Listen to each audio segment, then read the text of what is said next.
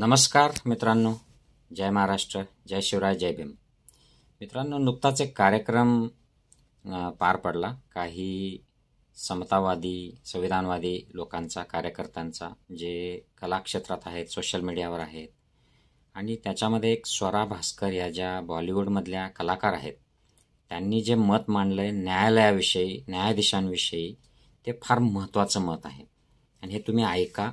आणि हे मत जे आहे हे न्यायव्यवस्थेने खरं म्हणजे ऐकलं पाहिजे. आपल्या वकिलांनी, आपले जे जज आहेत, मोठ्या पदावर बसलेले पासून ते अगदी जिल्हा तालुक्यापर्यंतच्या जज यांनी ऐकलं पाहिजे. आणि याच्यावर एक विचार केला पाहिजे. न्यायव्यवस्थेबद्दल काय वाटतं? जे इंटलेक्च्युअल लोक आहेत, जे वैचारिक लोक आहेत, जे विवेकवादी लोक आहेत, समतावादी, संविधानवादी लोक आहेत, यांना न्यायव्यवस्थेबद्दल काय वाटतं? तर हे नक्की ऐका आणि शेअर करा मित्रांनो. जिन लोगों को 56 इंच के कपड़े फिट आते थे उनके कपड़े नॉर्मल साइज के हो गए हैं. जो लोग 400 पार करने गए थे वो 240 में निपट गए. हमारे देश में इक्वालिटी बिफोर द लॉ ऐसा माना गया है कि हमारा संविधान हमें ये हक देता है कि इस देश में जो न्याय व्यवस्था है, जो लॉ है, उसके सामने सब लोग बराबर हैं. इक्वालिटी बिफोर द लॉ का कोई मतलब नहीं है अगर equal treatment before the law नहीं होगा. इत्तेफाकन मैं हिंदू घर में पैदा हुई, इत्तेफाकन मैं एक सवर्ण परिवार में पैदा हुई, इत्तेफाकन मैं ऐसे परिवार में पैदा हुई जो खुद पढ़ा लिखा था अंग्रेजी माध्यम में, इत्तेफाकन मैं अंग्रेजी माध्यम में पढ़ी लिखी हूँ और बोल सकती हूँ, और इत्तेफाकन मैं बॉलीवुड में की फिल्मों में काम कर चुकी हूँ. इसलिए शायद जिन लोगों ने उमर को उन्हीं केसेस में और बाकी साथियों को, मिरन को, अतर को और कुछ बाकी लोगों को उन्हीं केसेस में अरेस्ट किया, उन्हें लगा कि शायद ये ज्यादा हो जाएगा.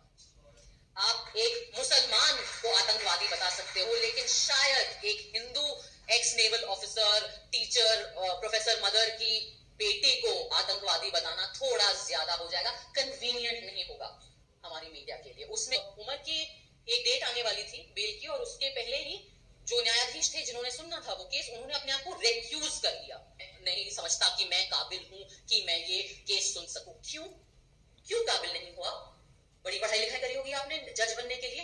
कई सालों से आप आई एम अज्यूमिंग हमारे ही टैक्स के पैसों की तनख्वाह आ रही होगी आपको. हमारे ही टैक्स के पैसों से जो घर बनते हैं सरकारी, उनमें आप रह रहे होगे. हमारे ही टैक्स के पैसों से जो पर्क्स आपको मिले हैं उन पे आपकी जिंदगी कंफर्टेबल है. तो आपको क्यों ये हक है अपने आप को रिड्यूस करने का अपनी जिम्मेदारियों से? क्या ये हिंदुस्तान के नागरिकों के साथ गद्दारी नहीं है? आप केस पढ़ें, आप अपनी बुक्स देखें, आप अपना कॉन्स्टिट्यूशन देखें, आप जो भी आईपीसी देखें, और आप उसके ऊपर डिसाइड करें. इसका आपको वक्त नहीं मिल रहा है. कपिल सिब्बल साहब ने कहा कि मुझे 20 मिनट दे दीजिए. आपको 20 मिनट नहीं मिल रहे.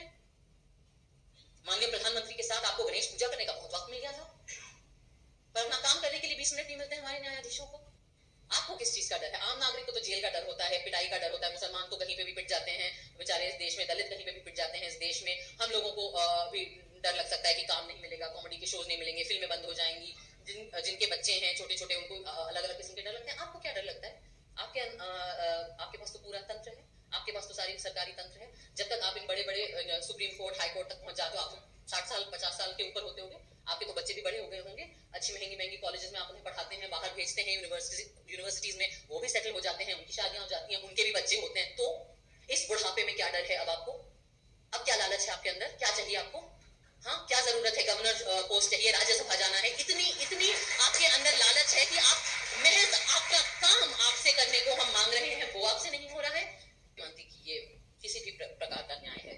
न्याय करने में होता है, न्याय बोलने में नहीं होता. न्याय भाषणबाजी नहीं होती, न्याय एक्शन होता है.